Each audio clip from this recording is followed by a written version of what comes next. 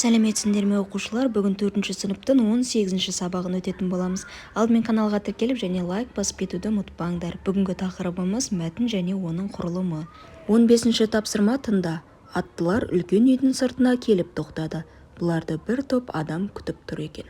Бұл топқа қарай ауылдың үлкендері де жан-жақтан дабырлап сөйлеп ағылып келе жатыр.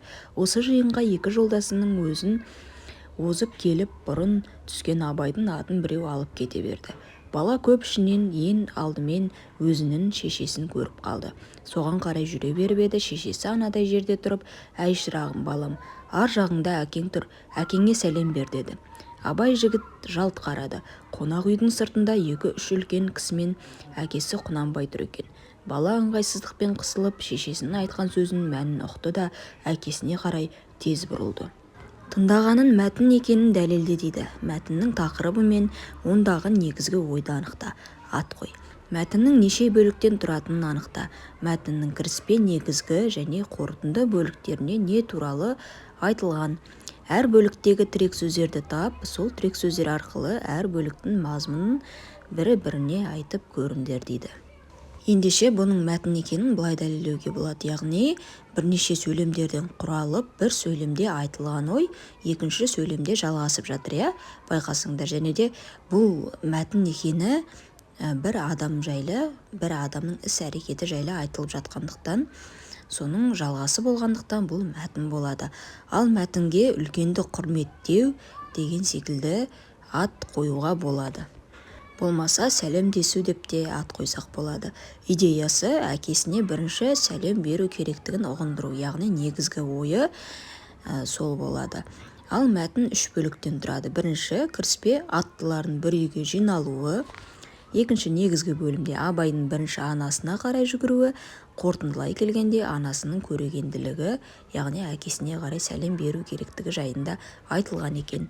16-шы тапсырма мәтінді оқы. Адамдардың бір-біріне лебіз білдіруі сәлемнен басталады. Сәлемдесу сөз басы. Сондықтан халқымыз сәлем сөз анасы дейді. Кішінің үлкенге сәлем беруі оның әдептілігінің белгісі. Мәтін не туралы? Мәтіндегі негізгі ойды анықта. Мәтінге ат қой дейді. Мәтінді көркем жаз дейді.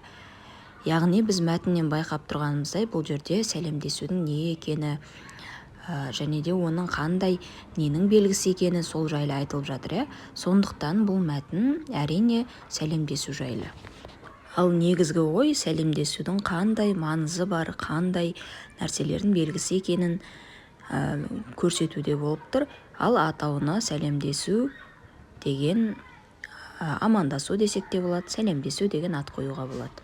17-ші тапсырма мәтінді оқы. Олардың есіктері қарама-қарсы, есік алдына екеуі жиі кездеседі. Біреуінің қабағы ашылмайды, көршісін көрмегенсіп өте шығады, ал екіншісі көрші күлімдей қарап амандасады, бірақ оның қатулы қабағынан тосылып қалады. Бірде ақжарқын кісінің немересі қонаққа келді. Ол ешкімді жатырқамайтын көңілді бала болатын. Қабағы қату көршінің алдынан шыққан балақай «Сәлеметсіз бе?» деп қуана дауыстап. Мұндайды күтпеген көршіге мөлдіреген қап-қара тұнық көздер қарап тұр еді. Сүйкімді бейкүнә көздерден қатал кісі сасып қалды. Ол көршілермен, балалармен сөйлесуді білмейтін еді. Байқамағандай мәшинесіне қарай асыға жөнелді. Оған кішкентай қыз қолын бұлғады. Олар жиі кездесетін болды. Көршіге кішкентай қыздың сәлемі ұнай бастады. Мәтін бөліктерінің атауларын толықтыр дейді. Бізде яғни ортасында әдепті балақай депті құраған жоспарларың бойынша мәтіннің мазмұнын бір-біріне айтып көріңдер дейді. Яғни бізде мәтіннің бірінші бөлігінде, яғни қабағы қатулы көршісі жайлы болып жатыр. Біз бұған сәлемі жоқ көрші деген ат қойсақ болады. Болмаса екі көрші деп, яғни екі көрші жайында болып жатыр әңгіме. Сол сияқты екі көрші деп атасақ болады. Екіншісінде әдепті балақай, үшіншісінде яғни көршінің балалардың амандасуына қарай өзгере бастауы, оларға ұнай бастауы, көршінің өзгере бастауы деп қойсақ болады. Соңғы тапсырма тыйым сөздерді сәйкестендір. Жасы үлкеннің алдын кеспе, сөзін бөлме. Кісіге қарап есінеме, үлкеннің алдында ізетті бол. Малды басқа ұрма, теппе. Бұл әдепсіздік, ырысыңнан айырыласың. Есінегенде ауызды міндетті түрде қолмен жабу керек. Бұл үлкендерге деген құрмет. Яғни бір жағында тыйым сөздер, екінші жағында оның мағынасы болмаса неге олай айтылу себебі көрсетілген. Сәйкестендіретін болсақ, мысалы, жасы үлкеннің алдын кеспе, сөзін бөлме. Бұл әдепсіздікке жатады. Кісіге қарап есінеме. Есінегенде міндетті түрде қолмен жабу керек. Үлкеннің алдында ізетті бол. Бұл үлкенге деген құрметті білдіреді. Малды басқа ұрма, теппе, ырысыңнан айырыласың.